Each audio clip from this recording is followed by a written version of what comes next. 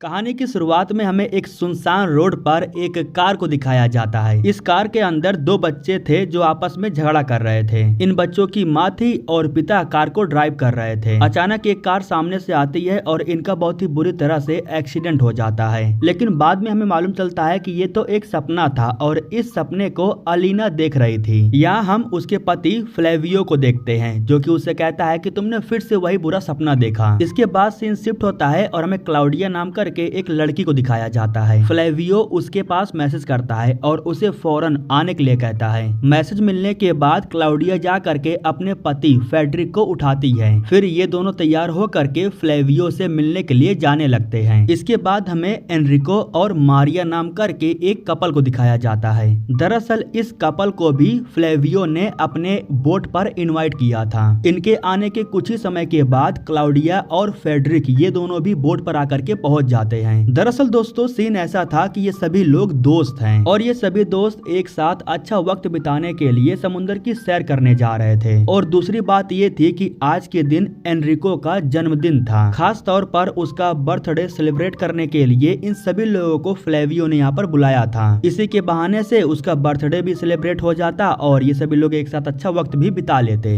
Cake से cut जाने के बाद फ्लेवियो और फेडरिक ये दोनों एनरिको से बात करने के लिए उसे अंदर कमरे में लेकर के जाते हैं। फ्लेवियो और फेडरिक ये दोनों पैसे वाले हैं और ये दोनों मिल करके अपने दोस्त एनरिक की भी लाइफ को चेंज करना चाहते हैं। इसलिए ये दोनों मिल करके एनरिक को एक कंपनी उसके नाम कर रहे थे। सिर्फ एनरिक को साइन करने की देरी थी, लेकिन साइन करने से पहले एनरिक इन लोगों से कहता है कि मैं तुमसे खुद कुछ बात करना चाहता था। मैं चाहता हूँ कि एक बार फिर से तुम दोनों लग्जमबर्ग वाले कंपनी में इन्वेस्ट करो। इस बार वो कंपनी तगड़ा रिटर्न देने वाली है। यह सुनकर के फेडरिक हंसने लगता है क्योंकि पिछली बार इन लोगों ने जब इन्वेस्ट किया था पैसा तो वो डूब गया था। इसलिए इस बार ये लोग एनरिक से कहते हैं कि देख भाई हमसे ना हो पाएगा। पिछली बार की तरह इस बार भी अगर पैसा डूब गया तो हम कहीं के नहीं रह जाएंगे। एनरिक कहता है कि ठीक है कोई बात नहीं। इतना कहने के बाद वो फाइल पर साइन करता है और कंपनी को अपने नाम पर कर लेता है। वैसे दोस्त होने के नाते इन लोगों ने भी बहुत अच्छा काम किया था। इसके बाद ये सभी लोग बाहर आते हैं और इतना ज्यादा नशा कर लेते हैं कि कोई भी होश में नहीं था। अगले दिन सुबह होने के बाद जब अलीना की आंख खुलती है तब उसे मालूम चलता है कि हम तो काफी दूर आ गए हैं। वो फटाफट जा करके फ्लावियो को उठाती है और उससे कहती है कि हम बहुत दूर आ गए हैं, हम खो गए हैं। फ्लावियो जा करके बोट को ऑन करता है लेकिन वो चालू नहीं होता। रेडियो भी काम नहीं कर रहा था क्योंकि किसी ने जानबूझ करके रेडियो को बंद कर दिया था। वो जा करके चेक करता है तब उसे मालूम चलता है कि किसी ने बोट में से सारा ऑयल भी निकाल लिया है और जो लाइफ जैकेट रखा हुआ था वो भी यहाँ से गायब था। हालात को देख करके इन्हें मालूम चल जाता है कि जब ये लोग नशे में थे तब इनके बोट पर कोई आया था और वो जो कोई भी था वो अपने साथ इनका phone, radio, life jacket, boat का ऑयल सब कुछ अपने साथ लेकर के चला गया है। यहाँ तक कि खाने पीने का एक सामान भी इनके पास नहीं बचा हुआ है। मतलब कि ये सभी लोग बहुत ही बुरी तरह से यहाँ फंस चुके हैं।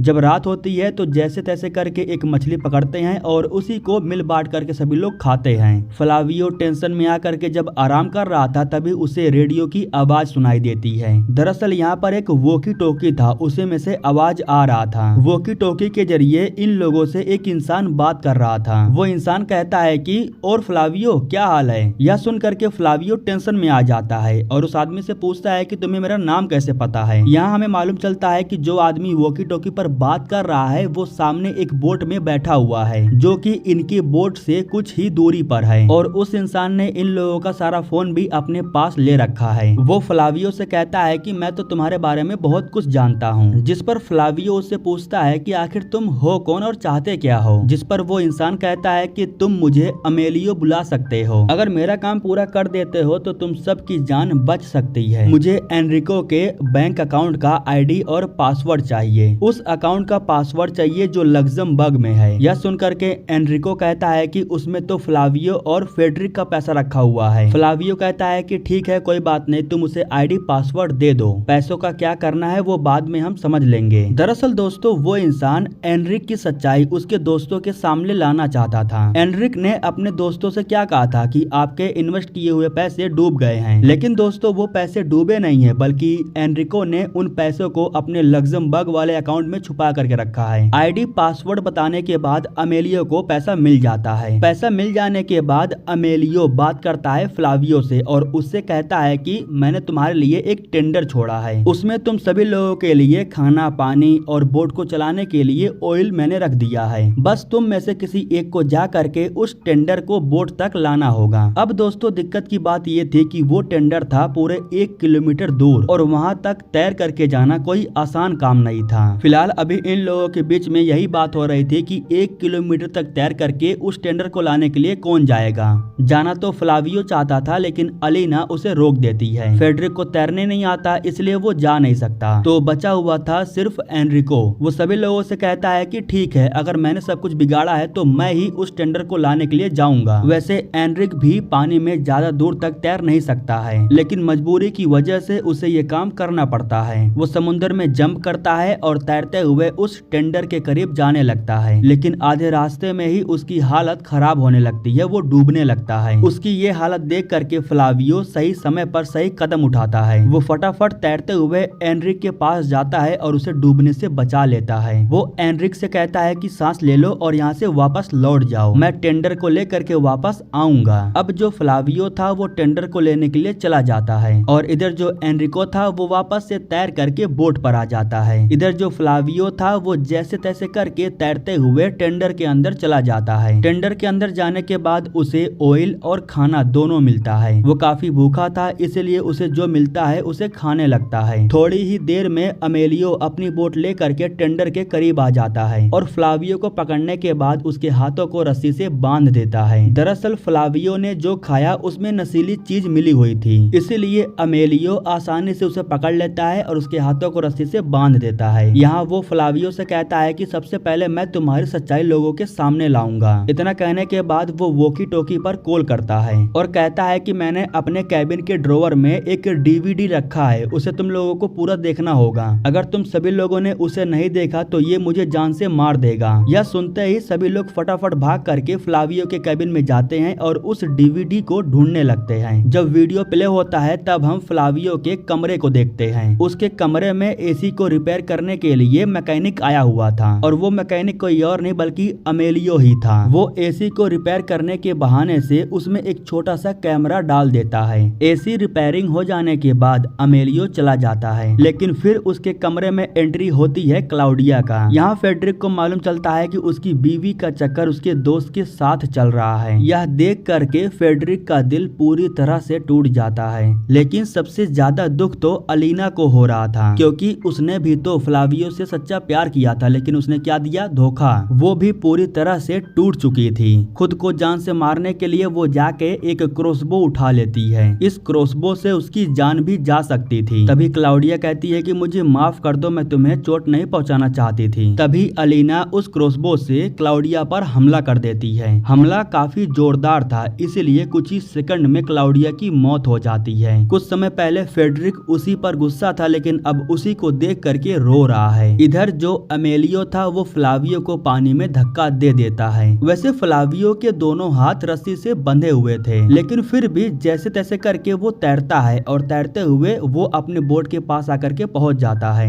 उसके ऊपर सबसे पहले फेडरिक की नजर पड़ती है। वो फेडरिक से कहता है कि मुझे माफ कर दो, प्लीज मुझे बचा लो, लेकिन फेडरिक उसे छोड़ करके चला जाता है और फिर पानी में डूबने की वजह से फ्लावियो की मौत हो जाती है। कुछ समय के बाद जो अमेलियो था वो फिर से वॉकी टॉकी के जरिए इनसे संपर्क करता है। वो फेडरिक को भड़काता है, उससे कहता है कि तुम्हारी बीवी को अलीना ने जान से मारा, उसका जिंदा रहने का कोई हक नहीं है, उसे जान से मार दो। यह सुनकर के फेडरिक भी बहुत गुस्सा हो जाता है और उसे मारने के लिए चाकू निकाल लेता है। तभी अलीना कहती है कि मुझे मार दो, मैं इसी के लायक हूँ। लेकिन तभी दोस्तों मामला ठंडा हो जाता है, क्योंकि इन लोगों को दूर एक बोट दिखाई देता है। बोट को देख करके इन्हें लगा कि अब सब कुछ ठीक हो जाएगा, लेकिन उसी वक्त जो अलीना थी वो पानी में जंप करके अपनी जान दे देती है, क्योंकि उसने क्लाउडिया की जान ली थी, इसलिए उसे पछतावा हो रहा था। लेकिन तभी एनरिको और फेडरिक को एक ट्विस्ट मिलता है। इन्हें मालूम चलता है कि मारिया और अमेलियो ये दोनों भाई बहन हैं और शुरू से ही इनके साथ खेल खेल रहे हैं। अमेलियो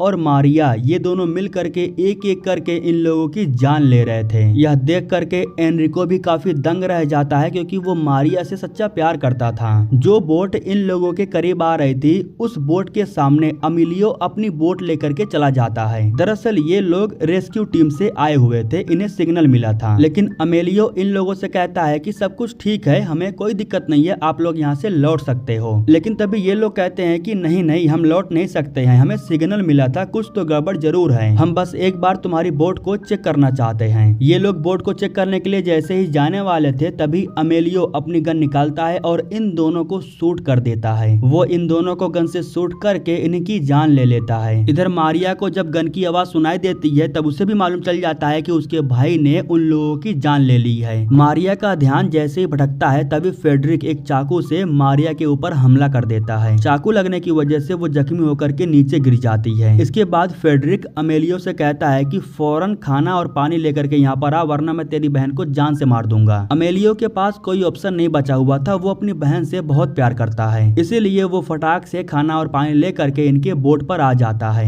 ये लोग अमेलियो के हथियार को ले लेते हैं और उसे बांध देते हैं। फेडरिक को जो भी मिलता है वो पागल कुत्ते की तरह फटाफट खाने लगता है, क्योंकि वो सच में बहुत भूखा था। कुछ समय के बाद जब माहौल थोड़ा शांत होता है तब फेडरिक इनसे पूछता है कि आखिर तुम भाई बहन इतना बौखलाए हुए क्यों हो? आखिर तुम दोनों ने हमारे दोस्तों की जान क्यों ली और तुम हमें क्यों मारना चाहते हो? इसके बाद दोस्तों हम उस सीन को देखते हैं जो हमने मूवी के शुरुआत में देखा था। दरअसल जिस कार का एक्सीडेंट हुआ था उस कार में अमेलियो और मारिया थे। कार का एक्सीडेंट होने की वजह से इनके माता पिता की मौत हो गई थी, लेकिन इन दोनों भाई बहनों को बचा लिया गया था। अगर एम्बुलेंस सही समय पर आई होती तो इनके माता पिता की भी जान बच जाती, लेकिन एम्बुलेंस सही समय पर आई ही नहीं। माता पिता की मौत हो जाने के बाद अमेलियो और मारिया इनका कोई रिश्तेदार नहीं था, इसीलिए इन्हें अनाथ आश्रम में डाल दिया गया था। लेकिन एक दिन भगवान की कृपा से एक परिवार इन्हें एडॉप्ट कर लेता है। इन दोनों भाई बहनों को यहाँ पर भी सुकून नहीं मिलता है।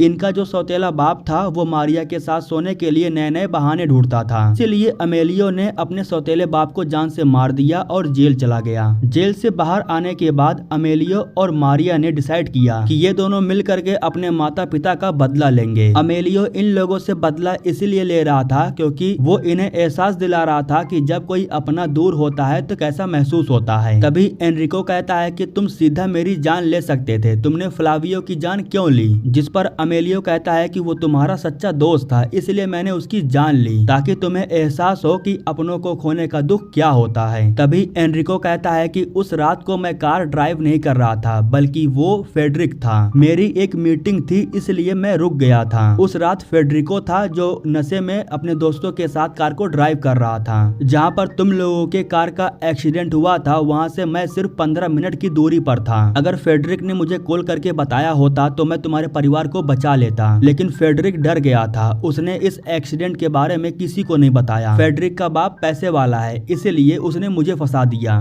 उसने फेडरिक को साइड कर दिया और लोगों को ये बताया कि कार को मैं ड्राइव कर रहा था, लेकिन आज तक मैंने कभी भी शराब को हाथ नहीं लगाया। इसीलिए जांच के बाद मैं जेल से आजाद हो गया, मुझे सजा नहीं हुई और इसीलिए तुम लोगों को गुस्सा आया। उस वक्त तुम बच्चे थे, तुम लोगों को यही लग रहा था कि तुम्हारे माता पिता की जान लेने वाला इंसान आजाद हो गया, उसे कोई सजा नहीं हुई। लेकिन तुम लोग इस बात से बेखबर थे कि तुम्हारे माता पिता को जान से मारने वाला मैं नहीं बल्कि फेडरिक था। उसी वक्त फेडरिक खड़ा होता है और इन्हें गन से शूट करने की कोशिश करता है, लेकिन तभी अचानक से फेडरिक नीचे गिर जाता है और उसके मुंह से झाग आने लगता है। दरअसल फेडरिक ने जो चीज खाया था उस चीज में अमेलियो ने पहले ही जहर मिला दिया था। मौका देख करके अमेलियो एनरिको के ऊपर भी हमला कर देता है। वो उसके गले को दबा देता है और फिर इन दोनों के बीच में फाइट शुरू हो जाती है। यहाँ मारिया अपने भाई को पीछे खींच रही थी। वो अपने भाई से कहती है कि उसे छोड़ दो, उसकी कोई गलती नहीं है, लेकिन अमेलियो गुस्से में था, वो अपनी बहन की बात नहीं सुनता। वो गन उठा करके